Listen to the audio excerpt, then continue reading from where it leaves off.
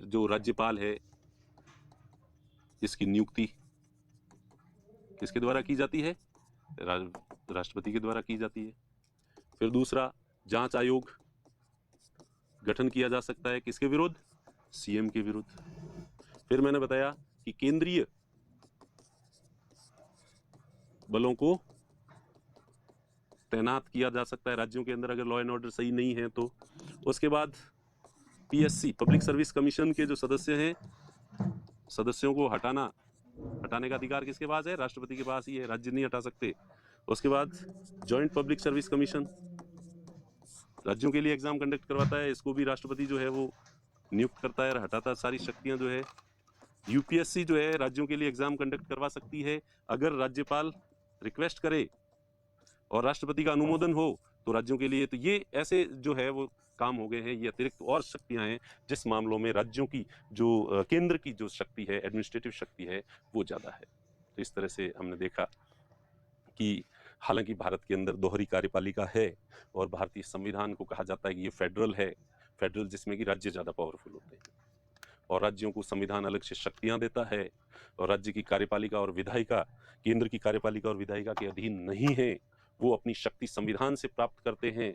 राज्यों को ऑटोनॉमी है, लेकिन इतने सारे प्रोविजंस हैं जिसमें केंद्र की कार्यपालिका राज्यों की सरकारों को निर्देश दे सकती है और ये निर्देश देती है तो उन निर्देशों का पालन करना पड़ेगा और अगर उन निर्देशों का पालन राज्य की सरकारें नहीं करती है तो केंद्र राज्य की सरकार को भंग करके और वहां पे राष्ट्रपति शासन लागू कर सकती है।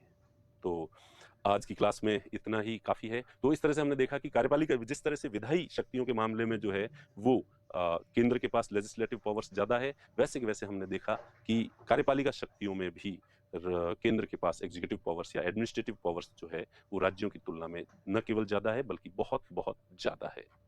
और केंद्र चाहे तो अपने जो एग्जीक्यूटिव पावर्स है वो राज्यों को हस्तांतरित कर सकता है, उत्तरदायित्व जो है वो राज्यों को दे सकता है, लेकिन केंद्र किसी भी कंडीशन में अपने लेजिस्लेटिव पावर्स राज्यों को नहीं दे सकता। और समझ गए, केंद्र के पास दो तरह की विधायी शक्तियां हैं, कार्यपालिका शक्तियां हैं।